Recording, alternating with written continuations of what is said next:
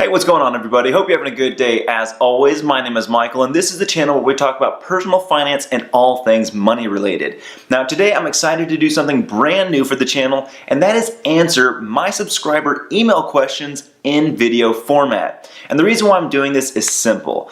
I'd constantly get emails and respond privately and hopefully help you out with whatever questions the emailers had. But I also feel like this would have been great information or an opportunity to learn from my other viewers and subscribers. So that's what I'm doing. And I'm excited to announce that my very first one ever is going to be from a friend from Raj, who had emailed me this morning with the situation dealing with credit card debt and car loans and trying to find out a solution to the problems. Now, before I dig into this email, let me first off invite anyone and all of you guys to email any questions that you have, whether it's personal finance related, money related, whatever it may be. If you've got a question that you want answered and possibly had a video made out of this, definitely email me at commonsensemike@gmail.com.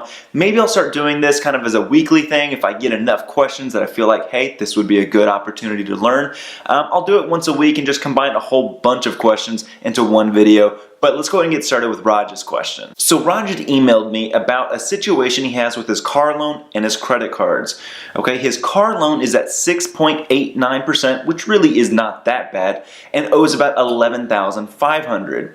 Now, obviously, you want to be debt-free and everything, but $11,500, in my opinion, is not a huge car loan, so we're not terrible there. But here's where things change. He says he's got multiple credit cards totaling $16,500, ranging anywhere from 16 to 23%, and that is where the problem lies. The car loan obviously is not fun to pay each month, but these credit cards are really what's hurting him the most. What should he do? I should also mention that he says he makes about $40,000 a year, and unfortunately, due to these loans, the credit cards specifically, his credit score has gone from about 700 plus to about 630. So there's a multitude of factors that are kind of going against his situations, and we're trying to find out the best way to approach it. Now, in my opinion, there's a number of ways you can go, right? And I'm going to kind of address a few of them here in this video, and Raj, I hope this stuff helped you out. And the first thing I would recommend doing is seeing if there's any potential for using your vehicle equity to pay off your credit card debts. This isn't always an option. I've made a video on this in the past. It is a really good way to lower your interest rates and build your credit score at the exact same time. And what it involves is looking at your vehicle and determining, is it worth more than your actual loan amount. Now, Raj, you did not email me what kind of car you drive, so I have no clue, but you can use this link, and I'm going to link it right down here below, to find out what the value of your vehicle is. All you do is plug in the year, the make, the model, the mileage, all the features that's on the car.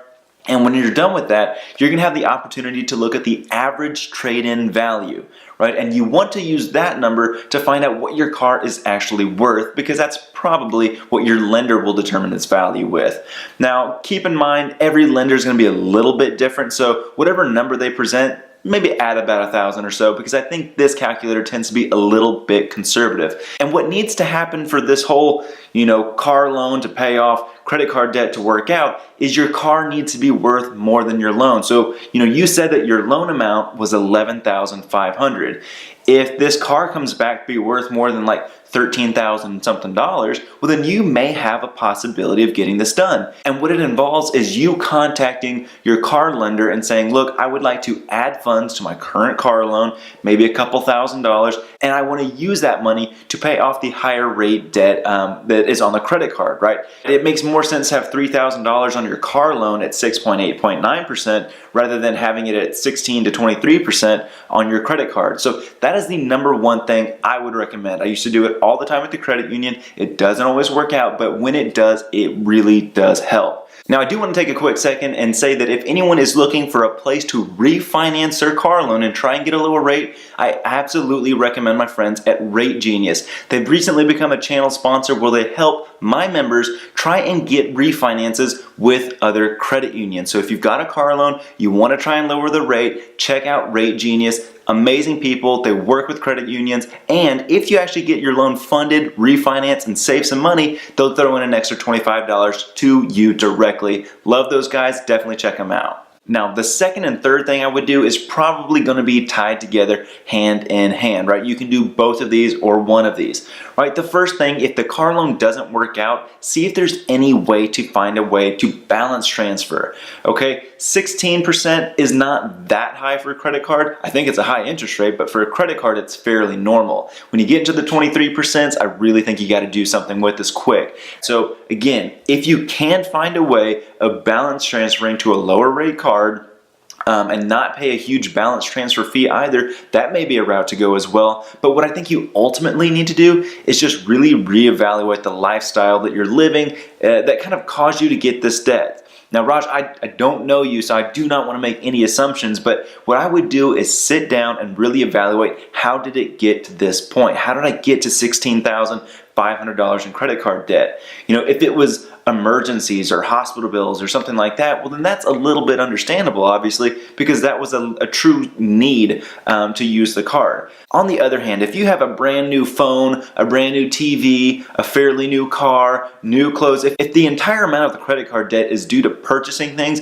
you really need to take a break. Honestly, I would advise selling as much as you can that you don't use, you don't need. Use those funds to pay off the credit card debt. I would go on what Dave Ramsey calls the rice and beans diet, and that's pretty self-explanatory, right? Cut costs where you can, right? If it involves cutting cable for a while, or a gym membership, or maybe you get a roommate, or maybe you move back home, whatever you need to do to cut these expenses to get this stuff paid off as quick as possible, I think it's worth thinking about.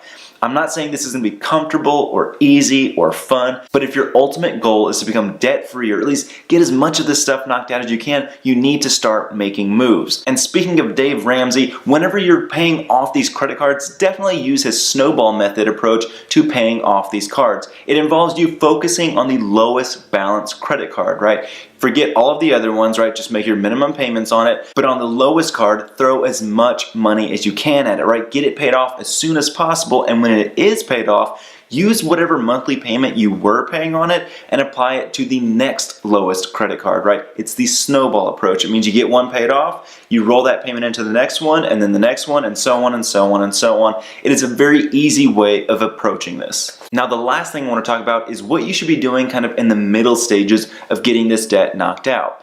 As you pay down this credit card debt, right, your utilization ratio goes down. Maybe you're going from 50% or maxed out, right? But if you get that number lower, if you get your utilization rate lower, well, then your credit score is going to go up, right? And so if you've gone from, let's say, a 630 to a 680, well, now you can start looking at more refinance options, right? Even if you can't add money to your car loan, well, hey, maybe you can still take your rate from 6.8% to 3%, right? Cut that rate in half, save some money each month.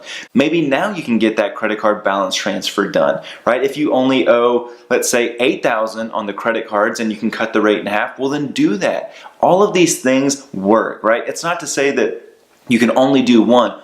All of these things work. It's just a matter of which order to do it, right? So if you have the ability to add a lot of your credit card debt onto your car loan, I would do that. If you have the ability to get a low interest rate credit card that has a good promotional period, I'm talking maybe a 1.5 to 2 years to really hammer away at this debt, maybe take that route. No matter which way you go, I would absolutely advise you to evaluate how you got into this situation and make the appropriate responses. Again, if this credit card balance was really due to consumer purchases, I would do your best to just lay low for a while, right? Don't buy anything new, forget restaurants, forget bars, forget all of that stuff, and focus on the credit card debt. Get that stuff knocked out. And the reason why I would focus on the credit card debt before I would focus on the car loan is A, your credit cards are charging a higher rate, but B, getting those knocked out will have a faster impact on your credit score than your car loan will. So that's what I want to talk about today, Raj. I really hope this helps. Again, if anyone is watching and you have your own questions that you would like to see answered, please email me at commonsensemike@gmail.com. I love doing this stuff. It's why I created the channel. I hope to hear from you.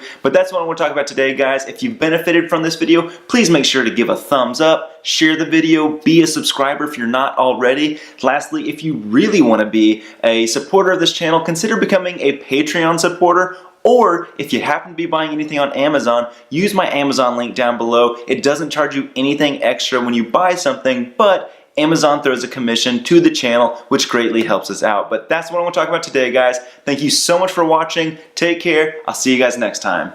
Hey guys, I know I just said this stuff, but let me say it again. Thank you so much for watching this video. I appreciate all the support that you guys give me. And to support you, here's 2 more videos that I've made in the past in case you haven't seen them. Don't forget to share these with your friends and family so we can help all the people achieve their financial goals. Likewise, if there's anything that you would want to see made that you haven't seen thus far, definitely don't hesitate to let me know. But thanks again, take care, and have a good day.